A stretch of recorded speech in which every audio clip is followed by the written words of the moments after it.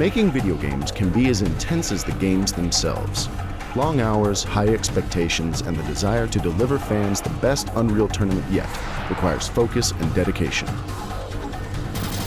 For the artists, programmers, level designers, audio engineers, and support staff at Epic Games, making UT3 is not just a job, it's their passion.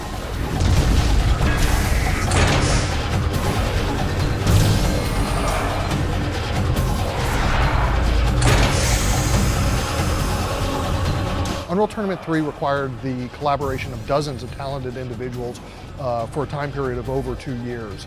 The work that they were able to put together speaks for itself. It's a titanic effort to pull off a AAA game in 2007.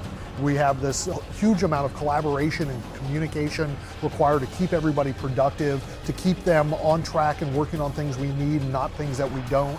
And that's really the cornerstone of my job, is making sure that everybody in this huge pool, not all in the same building even, or same city, have what they need to get their job done. That's something that I think a lot of people should understand, is that we're not just sitting down and working in our garage to crank out a game like Unreal Tournament 3. It requires an immense amount of planning, immense amount of coordination and teamwork, and strong talent from people with very different jobs. And so when you get that wonderful critical mass like we have here at Epic, where you have all these people who are, the top of their field in each of their jobs, but at the same time, great people and easy to work with and clear communicators, you're able to pull off the quality that we're known for. I think we make good first-person shooter games because we're really passionate about them. We really care. All our developers will really go the extra mile and stay as late as needed to really get things right. And we have a very high bar for ourselves. We complain a lot more about our games than people complain about them once they get on the outside. I think that's critical, that you have to have people who really are passionate and really care about making a good game. The way that we build Unreal Tournament 3 is very much an iterative process, where we do playtests every day, and we've been doing that since the very beginning. The game was playable probably a month after we started working on it. And that's a really important thing. It means that every day we can play it and review where we're going, if things are working, if things are not.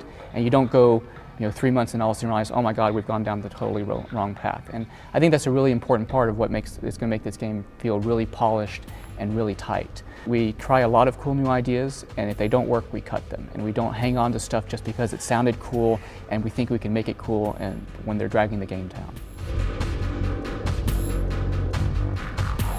With Unreal Tournament 3, what we've really tried to do is go back and look at all the different variations of Unreal Tournament and think about what worked and what didn't work and what made them great. One of the things that we've done even recently, we go back, we play Unreal Tournament 3, and we'll go back and play the old Unreal Tournaments and see, have we missed something that was part of the essence of Unreal Tournament? Are we really extending the game and making it better in all ways? And that's really been our mantra, is we want to add a lot of new and exciting gameplay, but make sure that we're building on top of something that is still Unreal Tournament at its core.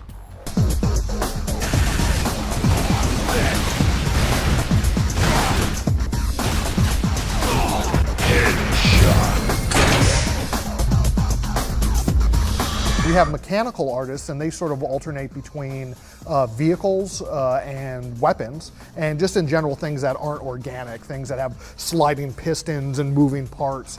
We spend more polygons in our high poly models for the weapons in Unreal Tournament 3 than we did in the entire game of Unreal Tournament, like in one scene at any one time. We spent a lot of detail on our weapons, and it's because it's cool to have this thing right in front of you that shows you all the detail, and you've got proof that you're using great hardware right in front of you. So all our weapons, even though they're science fiction science, they look like they could work. They all articulate and move and open and charge up and discharge, and you can see every shot being loaded in, and we've got readouts that tell you the number of ammo that you've got left. These are the area of expertise for our mechanical modelers. Hi, my name's Pete Hayes. I'm a 3D modeler here at Epic Games. I'm going to walk you through the process of creating one of the weapons, the Impact Hammer, from start to finish. And that's what we're going to take a look at today. Concept art. The rough poly model. Here's kind of my starting point. So we've jumped a little bit further down the line, add a little bit of detail. I'll start to add little nuances like the rivets, bolts, holes. People are getting a pretty good idea of what the weapon's going to look like. So a little bit further down the road, I want the first person to look good. what I call a proof of functionality animation. This is kind of the main attack where you charge it up and then impact hammer somebody, exploding them into bits. So once the high poly is done, I do what's called exploding the model. And then I do what's called a process. That's called a normal map. I'll reassemble the low poly. And that's kind of the finished product.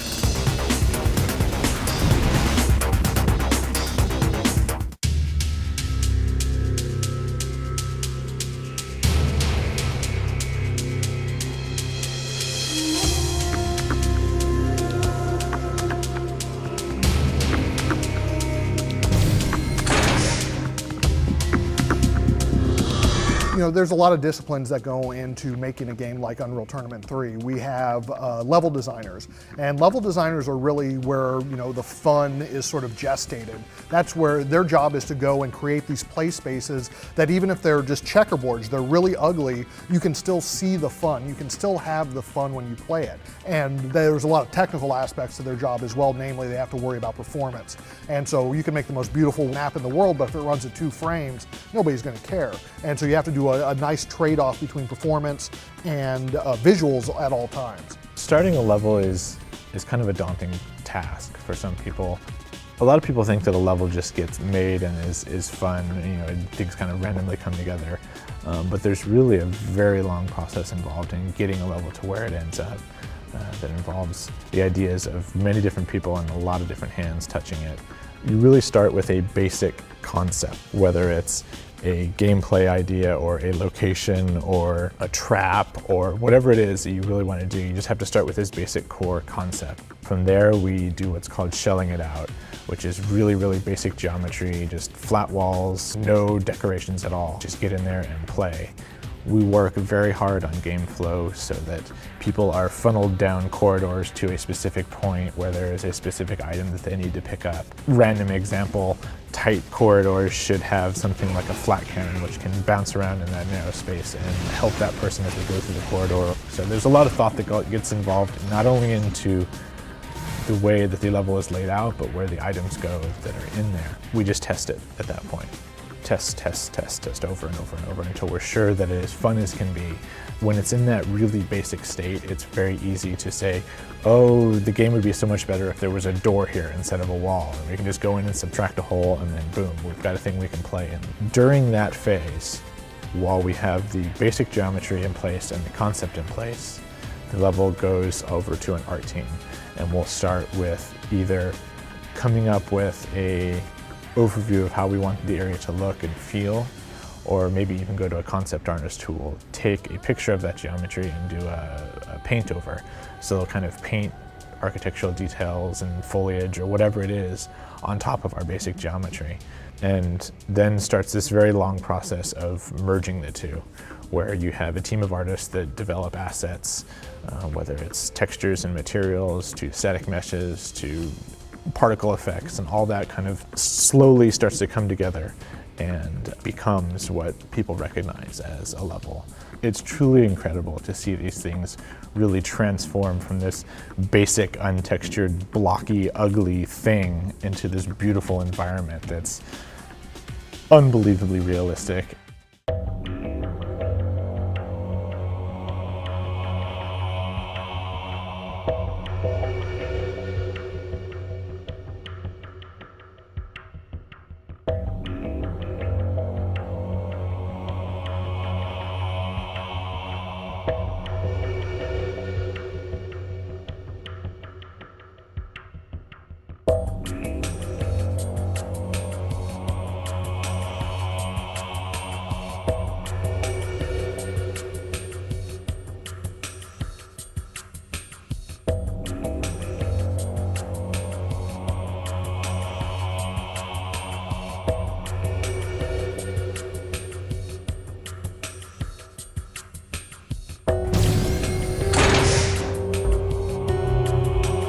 Well, I certainly think that Unreal Tournament 3 has a much more cohesive art style than any past Unreal Tournament. And one of the things that initially when we started going down this path, I thought, obviously it's a very good thing to have a cohesive art style, but I was kind of concerned that we were going to lose some of the uniqueness that Unreal Tournament was known for, of the huge variety of environments.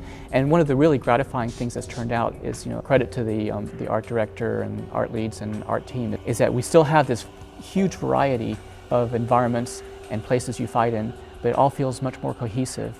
And it also gives you much more of a sense of place than in past Unreal Tournaments. All our levels really feel, as you play through them, you can really feel where you are. And now that we have this campaign mode where you're progressing through in sort of a geographically cohesive way, you really sense how you're moving forward. The levels itself feel like they fit together, as opposed to being a random jumble of cool-looking levels. On the art side, we have a number of different disciplines.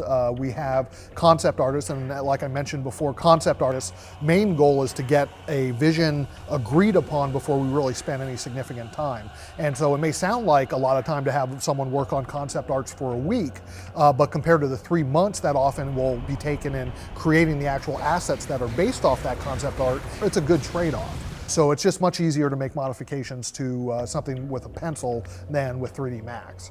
We also have environment artists, and their main goal is to create those environments that the level designers use to mesh out their gameplay shells once they're happy with the gameplay. So all the arches, the statues with guys with swords, all that kind of stuff were from our talented environment artists. We also have character modelers or organic modelers, and they're very focused on getting, the human shape and not so human shapes down.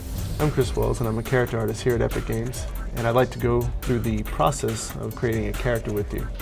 What I'd like to start out with is the concept phase, and here we have a character, Loke.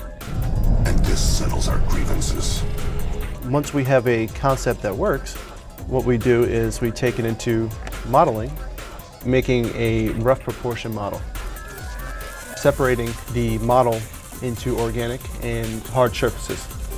So once we have this as we want and have the proportions and the silhouette as we like, what we try to do here is really kind of push the detail. One of the things that we find helpful is to use detail to tell a story about a character. Once we're done at this phase, what we do is we work on the hard surfaces, which would bring us into the high poly section here. And here we have the finished high poly version right here.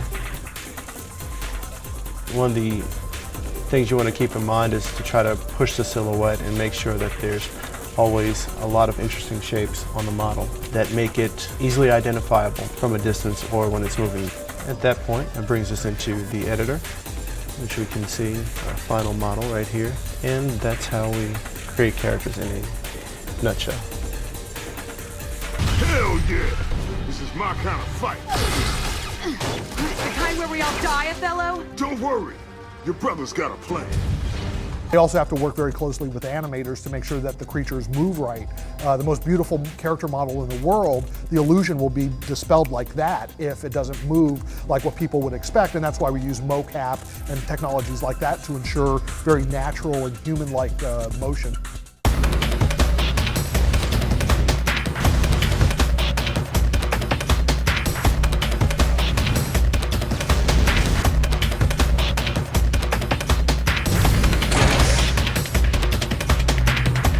One of the real goals that we wanted to do in Unreal Tournament 3 with regards to vehicles was introduce a bunch of new vehicles without screwing ourselves from a balancing point of view. Unreal Tournament 2004 had 9 vehicles all told, and they were all pretty balanced, and so we wanted to bring those over into Unreal Tournament 3 with tweaks and improvements, but at the same time we wanted to come up with all these brand new vehicles. And the goal with them was to make a sort of like a separate but equal. So that's the way we approach the vehicles, or what are the traits that we think would facilitate balancing, but at the same time we could approach from different angles. And so if you think of a tank, it's got a very deadly primary fire, but a slow rate of fire. It's got a turret that traverses, so it deals with threats in any direction. It's heavily armored, it's slow. It's got a secondary turret that you can use for aircraft or fast movers that are exceeding the traversal rate of the turret. Those were the elements that make up a tank to us. And so on the Necros side, what we came up with is the Darkwalker. And the Darkwalker is unambiguously the main battle tank of the Necrus. But the first thing you'll notice is it's not treaded. And so the treads on the Goliath, the Axon tank, really restrict where it can get. The Darkwalker is a tripod, and so it can actually climb up onto things and pull itself up in ways that we didn't initially expect.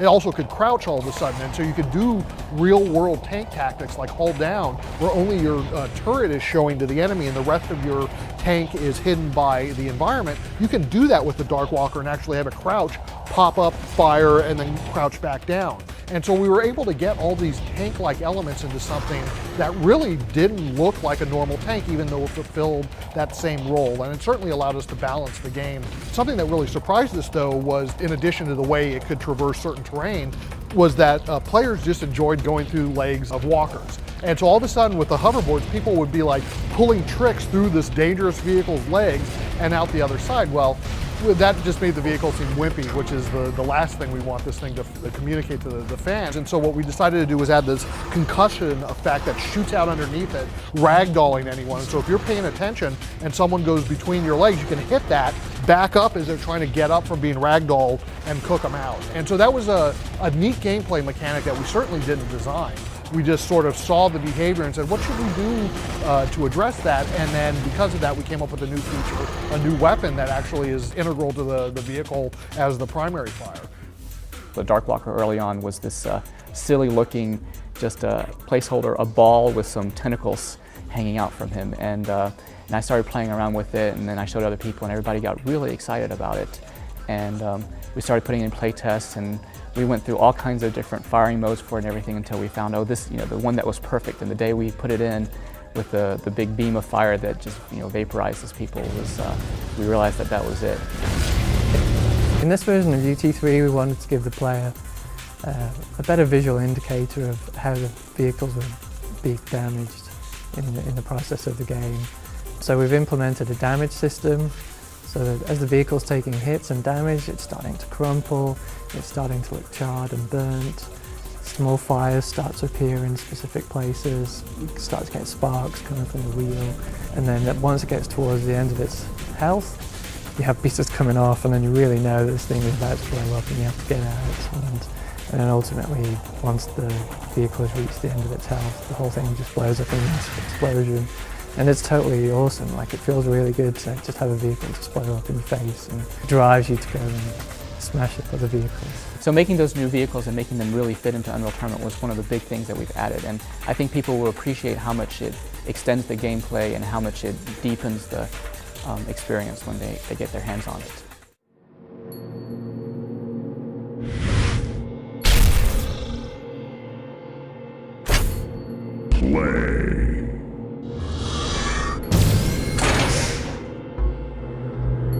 When audio production begins for a game such as this, and trying to build a map from silence up to complete sound, a lot of work and a lot of time is spent.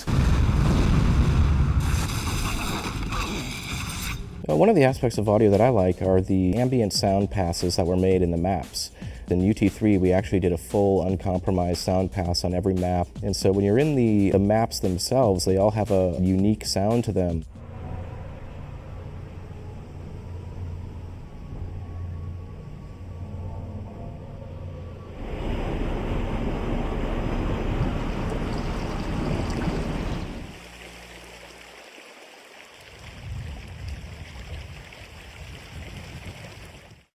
In keeping with the idea that we were trying to extend Unreal Tournament in all directions and really polish every asset of it, one of the things that we also focused on was a dynamic music system, and which is certainly more of a challenge in a multiplayer game where you really have no idea what's going to happen next. And so for each of the music tracks, what we did was we had each of the composers record a full mix of the track from start to end as if it was being recorded for an album.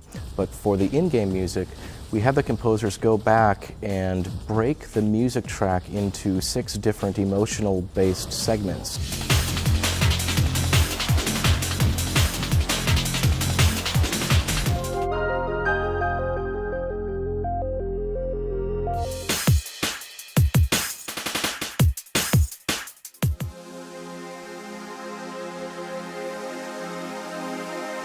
And so this was an attempt to have the music have more relevance to the gameplay within the game and actually provide an emotional context for the user as they're playing the game.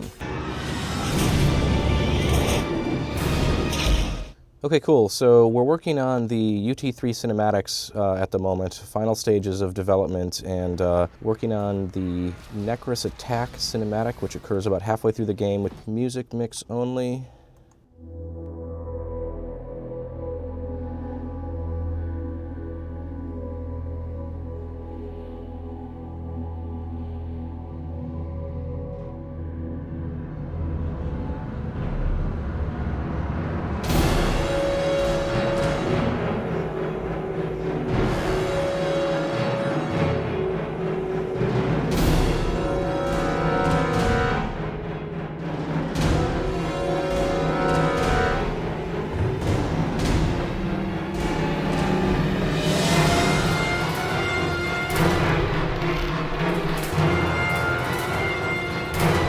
Once we get the dialogue and all the sound design and Foley in here, it's going to be a pretty busy, exciting mix.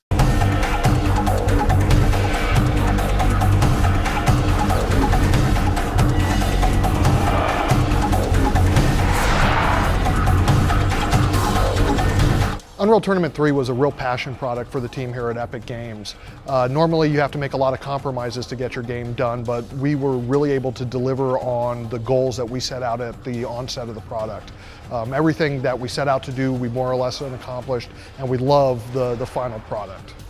This is the best that we've done so far in terms of the Unreal franchise. Unreal Tournament 3 is a game that we really poured our hearts into, and we've been passionate about making it and about making the best possible game. And we really hope that the fans who buy this game, enjoy it and appreciate it and love it as much as we've loved making it.